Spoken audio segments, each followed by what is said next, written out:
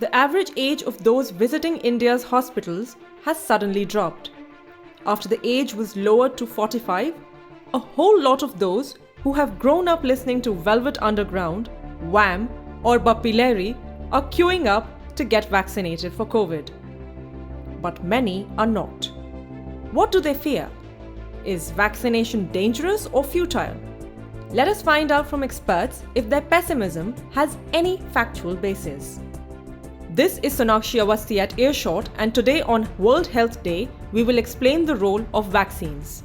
So as of now, none of the vaccines is 100% effective and breakthrough infections are expected.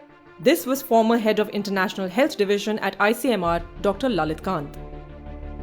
Experts say the vaccine never promised to prevent people from getting infected 100%. Let's understand the role of a vaccine. Dr. Kant listed 4 purposes of a vaccine and explained to Earshot. To my mind, a vaccine can do 3-4 things.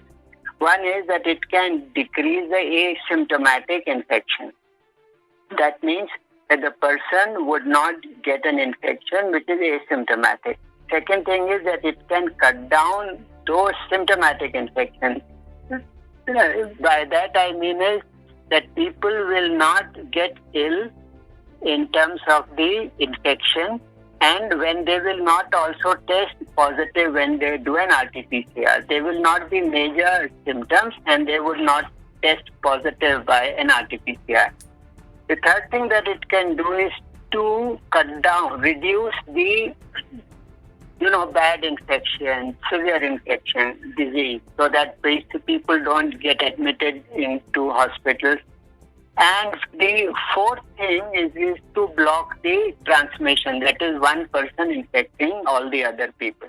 Now in 1974, India managed to eradicate the smallpox epidemic with a vaccine. So I asked Dr. Kant, why can't we have a similar vaccine for COVID-19? He gave 2 important reasons. Let's listen to what he has to say. That vaccine produced sterility, right? Sterility means the person would not transmit the infection to anybody. The person would not get the infection, and there was one strain of smallpox virus only. But here, there are more strains of this coronavirus circulating, and more strains are evolving. And then in this case, we also know that in the case of smallpox, there was no animal reservoir. But here we are also talking of an animal thing.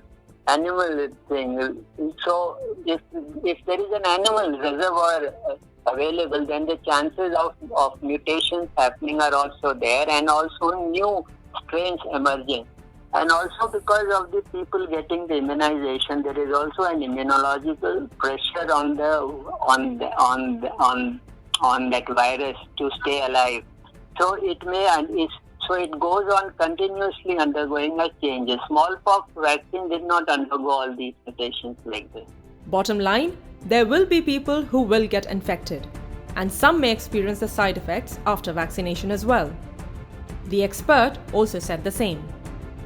As the second wave is taking over India, let's be responsible and get jabbed. For more such stories, log on to www.earshot.in. This is Sonakshi Awasthi signing off.